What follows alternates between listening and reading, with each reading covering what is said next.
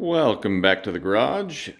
Today, in front of you on the stand, I have a KHS comp softail. This should be from like 99 or 2000. And I picked this up a couple months ago for a winter project. I haven't really had time to work on it. I took the suspension part out of it, if you want to call that suspension. This being a soft tail, it does not have pivots. It just uses the flex of the chainstays and a little shock absorber up top to give it some flex. This was the budget version of a soft tail in the late 90s. This one's made out of chromoly. The high-end ones like the Moots YBB or the Dean or a handful of others, they were all titanium. So anyhow, I got this. I thought it was a complete frame, and when I finally got around to looking at it, I realized that the suspension did not have any of the internal components, and the cap on the end was missing. So I looked around my garage to see if I could find a replacement cap that would thread into this, and I measured this tube here. It's 28 millimeters, the same as a RockShox SID. So I found a RockShox SID. This one here, you can see this is all scratched up on the stanchions.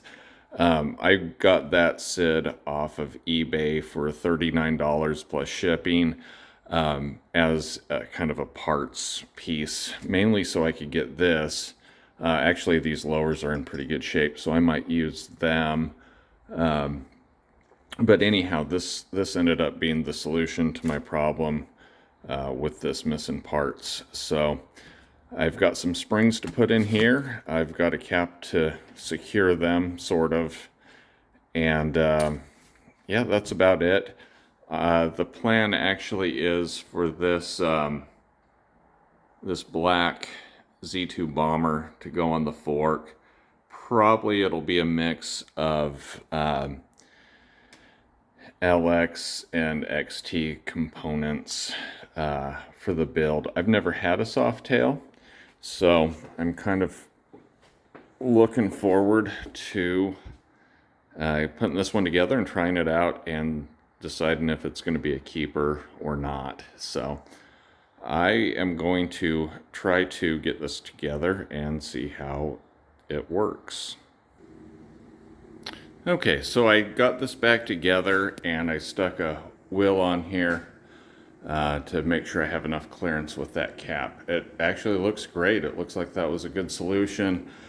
I have a 4-inch long spring in here, and I only have about 30 millimeters of possible travel at this point at the moment, and I'm not sure if that's right or not. It seems a little bit short.